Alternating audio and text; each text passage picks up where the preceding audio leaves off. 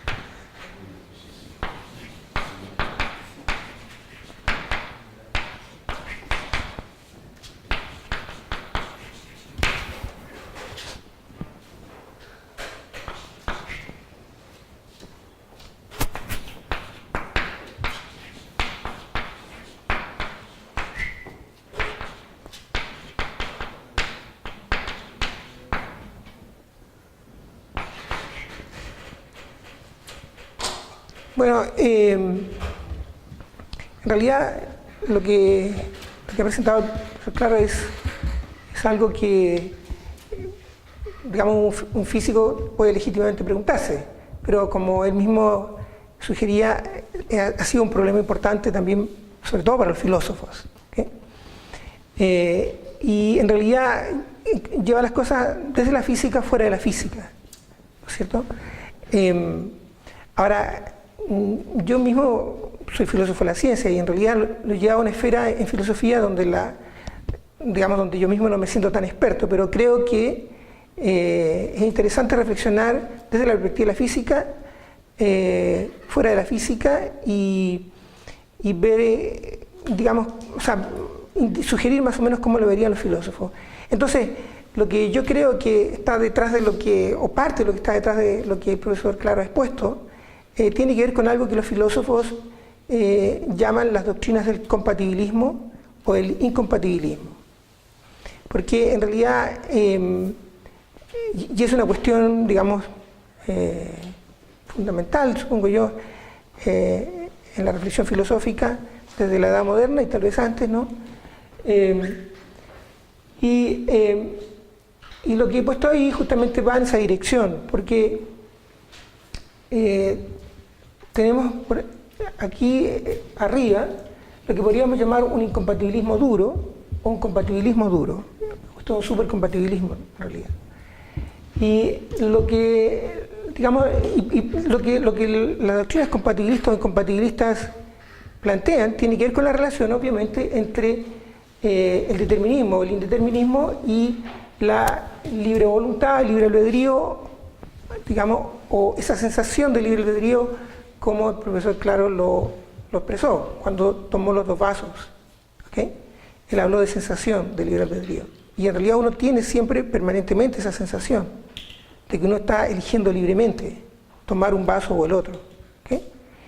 Y entonces la pregunta de él es muy pertinente porque obviamente que las llaves cayendo, digamos, las llaves cayendo, ellas no son libres. Pero una persona escogiendo tomar un vaso u otro, tomar Coca-Cola o Fanta o lo que sea, nos parece que sí implica una libertad, digamos, libertad de decisión. Y uno tiene la sensación de que está eligiendo libremente. Este es el punto. Bueno, este es un dilema obviamente filosóficamente, digamos, conspicuo, porque los filósofos se han dedicado mucho a eso. Y entonces aquí tenemos, por ejemplo, el incompatibilismo duro. O sea, la idea de que el determinismo y la libre voluntad no se llevan bien. Entonces dice que si el determinismo es verdadero, entonces no existe la libre voluntad. Eso es lo que nosotros llamamos un incompatibilismo duro. No son compatibles. ¿Sí? El segundo es el compatibilismo duro. El indeterminismo es verdadero. Si el indeterminismo es verdadero, entonces no existe la libre voluntad. Esta es, por ejemplo, la posición de, qué sé yo, Spinoza y otros, digamos, compatibilistas. O sea, la idea aquí es que si existe la libertad, por así decirlo, si el indeterminismo es verdadero, entonces en realidad lo que se sigue es que no podemos ser libres, ¿okay? No podemos ser libres. Y por lo tanto es una ilusión. El incompatibilismo suave, la tercera posición, nos dice que esta es la posición, digamos, más bien de sentido común, es que si el indeterminismo es verdadero, entonces existe el libre albedrío. Esta es como la posición common sense, ¿okay? Que tiene que existir. Y la cuarta posición es el compatibilismo suave. Si el determinismo es verdadero, entonces existe la libre voluntad. Esta es la posición de Hume, por ejemplo. La posición de Hume. De Hume. Esta es la posición de Spinoza. Por decir, son posiciones clásicas. ¿Okay? O sea, la idea, en el caso de Hume, por ejemplo, que es una solución clásica, es que si el determinismo, si en realidad somos libres porque el determinismo es verdadero. Entonces, en ese sentido son compatibles. ¿Okay? Bueno, por lo mismo, sugería que son posiciones muy... bueno, esta también es la posición de Dennett, en realidad, ya que se citó. Dennett también es un compatibilista suave. Compatibilista suave. ¿Okay? Ahora, el punto es que en realidad, en principio no sentiríamos mucha simpatía si vamos a iniciar una discusión filosófica por el incompatibilismo duro o el compatibilismo duro, porque, bueno, o el determinismo verdadero no lo es. ¿No es cierto? Es una cuestión por lógica. Y por lo tanto, se declara de inmediato que no existe la libre voluntad o libre albedrío. Entonces, en realidad, la idea es, para comenzar la reflexión, es más bien tratar de reflexionar sobre las versiones suaves y pensar de que es real de que la libre voluntad, el libre albedrío, la sensación de voluntad, de libertad, existe. ¿Okay? Es la posición sensata. Admitimos inicialmente que somos libres. ¿Okay? Bien, yo pienso que en realidad, si uno lo ve desde el punto de vista de la investigación empírica, es complejo defender eso. Porque desde los años 80, en realidad hay un conjunto de investigación empírica, comenzada por Libet sobre todo, que muestran que en realidad la mayoría de las decisiones comunes y corrientes, ¿no es cierto?, comienzan inconscientemente en el cerebro. la diferencia son 500 milisegundos, puede llegar a ser hasta 2 segundos. Se han hecho estudios, por ejemplo, de personas que están manejando y tienen que tomar la decisión de avanzar con el carro o con el auto cuando cambia la luz del semáforo. Son estudios hechos continuamente, digamos. Y eso muestra que en realidad la mente no decide conscientemente. Esto es así, es una literatura muy amplia que comienza en el año 80 y se ha discutido mucho, se han hecho muchos experimentos, se han reformulado algunos experimentos de Libet y todo, pero en general, digamos, hay una evidencia masiva que indica que en realidad no podríamos decir que esa sensación de libertad que tenemos cuando elegimos verdaderamente es completamente autónoma o libre. ¿Ok? Este es un punto. Ahora, obviamente que estamos hablando ahí de la sensación de la libertad. Entonces, lo que muestran esos ejemplos, o esa evidencia empírica, es que esa sensación más bien es epifenoménica, que en cierto sentido es ilusoria, en este sentido.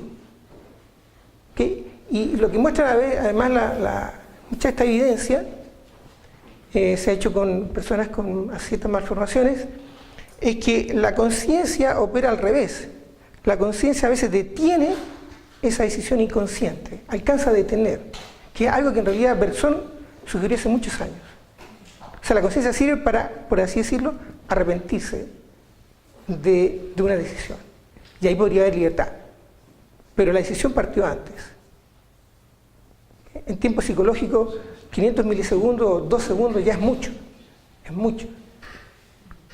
Entonces, en general, la idea sería que si fuera solamente sobre la base de evidencia empírica, la sensación de libertad es más bien epifenoménica, es ilusoria. Porque algo está ocurriendo antes de que nosotros nos hagamos conscientes de la decisión. ¿Okay? Este es un punto. Ahora, obviamente que eso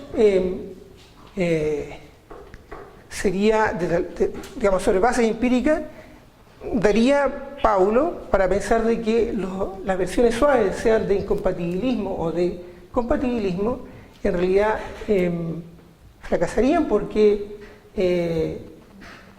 no tenemos no tenemos evidencia de realidad psicológica de que estamos siendo verdaderamente libres. ¿Okay? Pero aquí hay un punto, obviamente, muchos filósofos, por ejemplo, compatibilistas como Dennett, han rechazado la experimentación que se hace del año 80, Dennett, Mele y otros, sugiriendo que en realidad, no se ha definido bien lo que es acto libre, libre voluntad. ¿Okay? Entonces, pero lo importante entonces es que uno debería, tal vez, yo sugiero, distinguir entre la sensación del acto libre y el acto libre. La sensación es algo psicológico, pero tal vez queremos hablar del acto libre, y eso es metafísico. Son dos cosas diferentes, esto es lo que quería decir. ¿Okay? Entonces los filósofos, digamos, se van a concentrar, van a admitir esta distinción, ¿entendido? Y se van a concentrar en el estatus de lo que es el acto libre. Entonces, van a decir, no, el acto libre es por así decirlo, es una cierta realidad de la que estamos dotados los agentes. ¿Ok? Y lo que tenemos que hacer es definir bien lo que es acto libre. Bueno, obviamente usted imaginará que los filósofos no se van a poner de acuerdo sobre esa clase de cosas, ¿cierto? Como no se ponen de acuerdo en casi nada. Entonces está todo abierto ahí.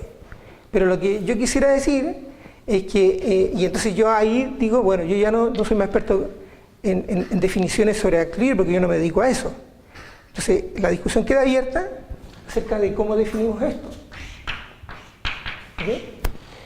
En cualquier caso, yo creo que es difícil pensar de que sea cual sea la definición a la que arribemos, o que arriben los filósofos que se dedican a estos temas, va a haber alguna forma de defensa de un cierto dualismo acerca de la libertad de la gente. Yo tendría a pensar de que tal vez lo que vamos a tener es una forma de monismo. ¿Okay? O sea, lo que son libres somos nosotros. pero nosotros como agentes con propiedades físicas. ¿Okay? Como agentes. Con propiedades físicas. Agentes con intencionalidad, con voluntad, con lo que usted quiera, pero con propiedades físicas. O sea, un monismo. Yo tiendo a pensar que toda la evidencia empírica iría en esa dirección, más bien. ¿Okay?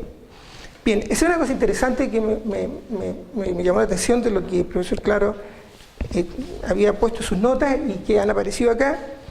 Y yo creo que vale la pena concentrarse en eso. Pero la otra cosa que quería decir tiene que ver con una cuestión que se marcó mucho aquí y que me gustó mucho también en la exposición, y que tiene que ver con la cuestión de los niveles. Con la cuestión de los niveles. Porque el profesor Claro, por ejemplo, nos habló de un nivel básico, que es el nivel cuántico, el nivel donde, por así decirlo, la indeterminación y la incertidumbre es lo que define, digamos, los estados físicos.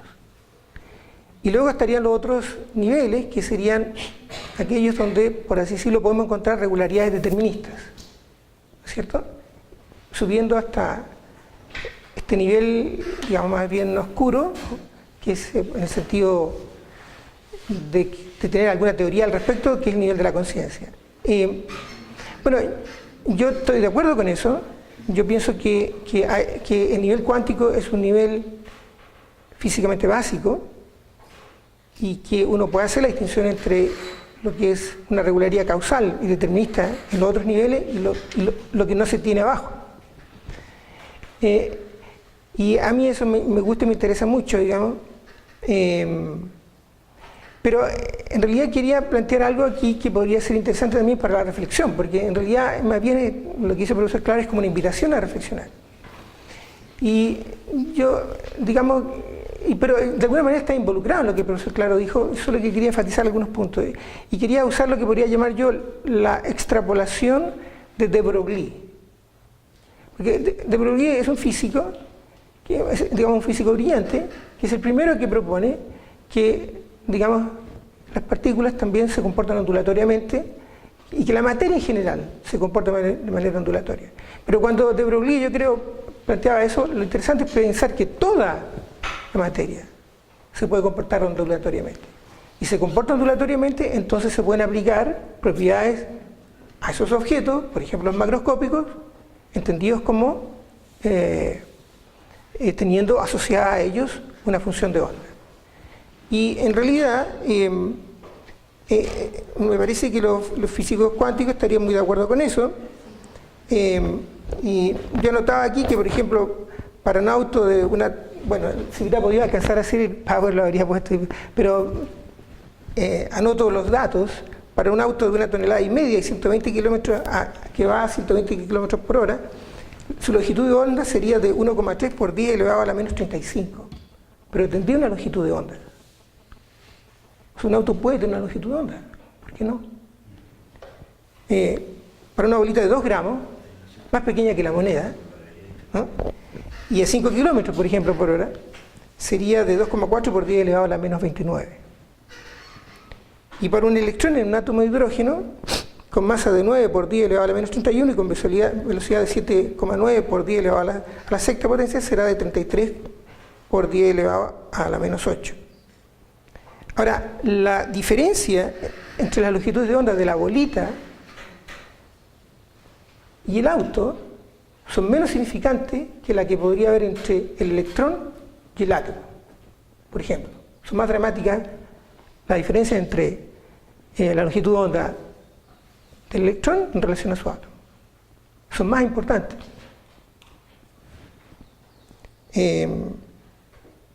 Ahora, el punto es que no podemos reproducir, digamos, no podemos pensar los objetos macroscópicos de alguna manera como expresando las propiedades que nosotros llamaríamos cuánticas. O sea, no podemos hacer, por así decirlo, experimentaciones, por ejemplo, de interferencia con una bolita, menos con un auto. Uno piensa que no se puede hacer eso, ¿cierto?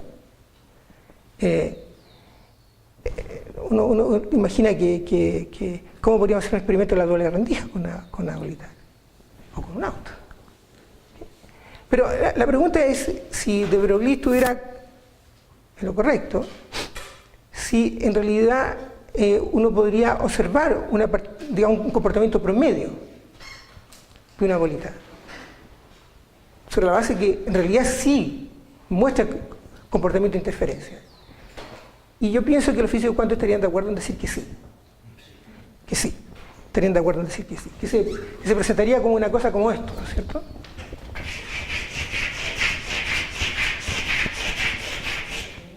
Algo así más o menos, pero que no se puede ver. Entonces uno y lo hace en el 0.5. Saca el promedio. Esa podría ser la interferencia de una bolita. ¿Se fijan?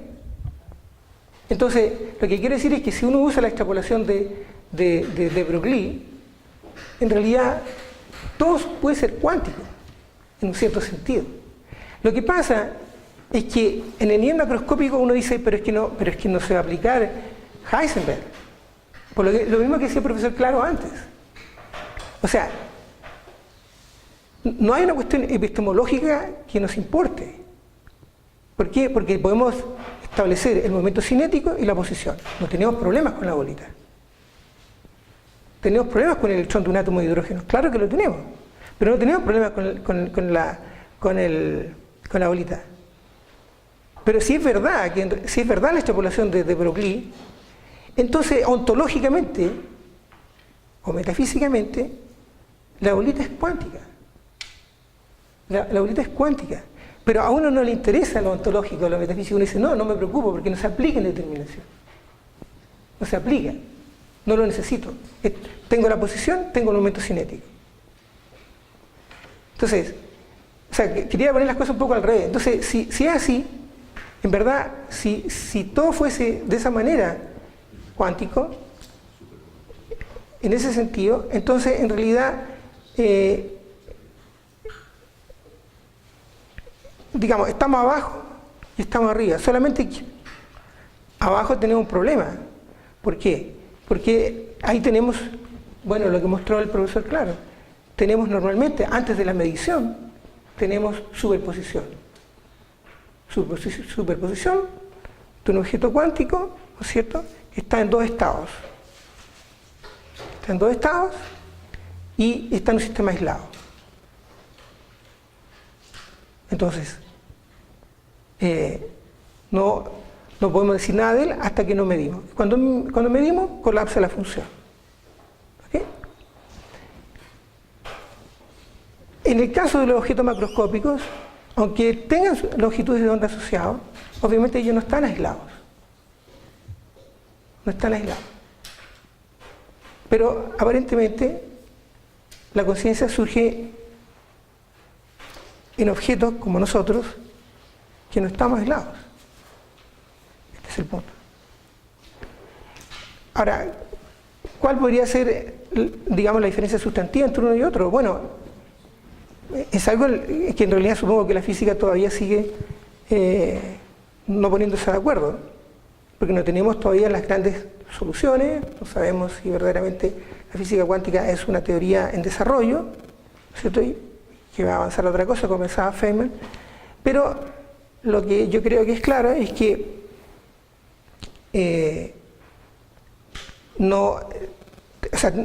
digamos, esta interpretación, esta extrapolación a la que yo hago alusión, sugiere que en realidad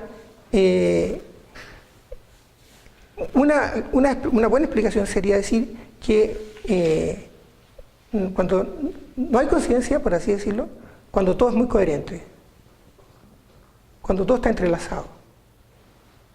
La conciencia es una forma, la conciencia de la libertad, es una forma de liberarse de la coherencia. ¿De la coherencia? De la coherencia. De la coherencia.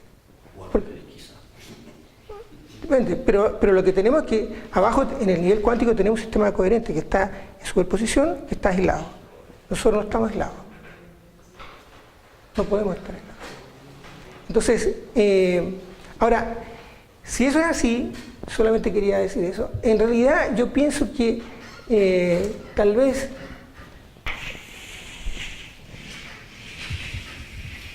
cualquiera de estas dos opciones podría funcionar, porque si es verdad la extrapolación de Broglie, y en realidad todos somos en cierto sentido objetos cuánticos, obviamente que las propiedades de determinación se aplican tanto para objetos microscópicos como macroscópicos, por lo tanto, sea el compatibilismo duro o el incompatibilismo suave, cualquiera de estas dos opciones son las que deberíamos considerar.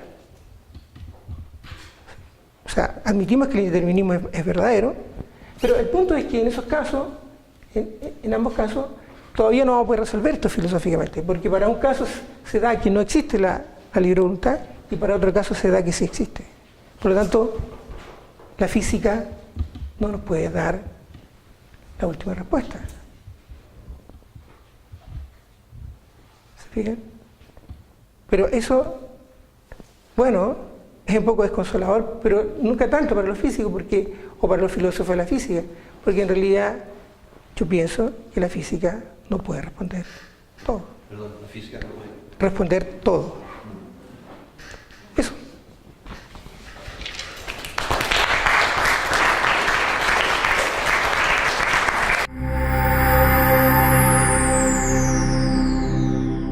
Una rama más bien marginal dentro del ejercicio filosófico, pero bueno, el hecho de que justamente se hayan hecho por tanto tiempo las jornadas Choaki, creo ha sido un buen incentivo para aumentar la comunidad de filósofos de la ciencia.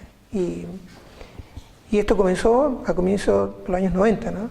A comienzos de los años, fin de los años 90, perdón, fin de los años 99 me parece. Él fallece en 94, claro. Así que, bueno, quería dejarlos invitados desde ya, porque se van a realizar en esta casa de estudio también. Voy a escribir algo en la pizarra porque lamentablemente solo pude recibir los comentarios, las notas del profesor Claro ayer en la tarde, y tenía pensado hablar sobre otra cosa, sobre realismo y antirrealismo en física, pero en realidad fue muy interesante lo que había escrito como notas el profesor Claro. Es algo que, digamos, un físico puede legítimamente preguntarse, pero como él mismo sugería, ha sido un problema importante también, sobre todo para los filósofos. ¿Okay? Y en realidad lleva las cosas desde la física fuera de la física, ¿no es cierto? Ahora, yo mismo soy filósofo de la ciencia y en realidad lo llevo a una esfera en filosofía donde donde yo mismo no me siento tan experto, pero creo que es interesante reflexionar desde la perspectiva de la física, fuera de la física y ver, digamos, o sea, sugerir más o menos cómo lo verían los filósofos. Entonces, lo que yo creo que está detrás de o parte de lo que está detrás de lo que el profesor Claro ha expuesto, tiene que ver con algo que los filósofos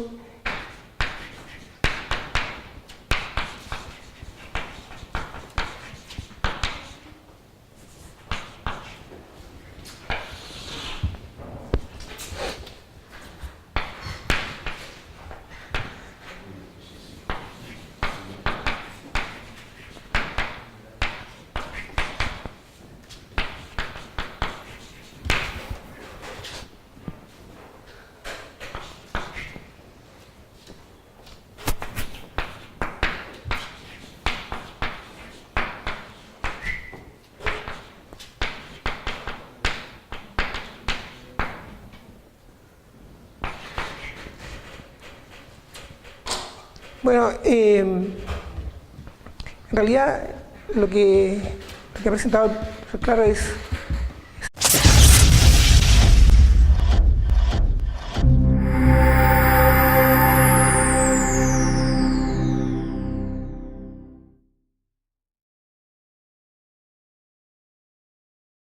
bueno, quería decirles que les agradezco a los organizadores por haberme invitado para comentar lo que había expuesto el profesor Claro.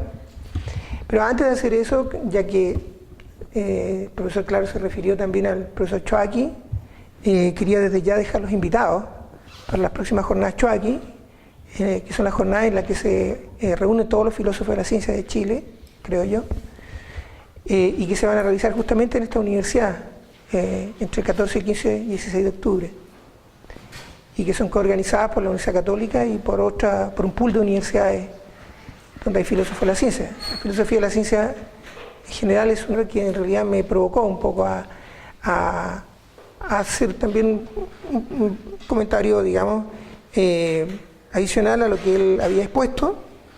Y entonces voy a escribir algo acá que puede ser importante tal vez para lo que voy a decir.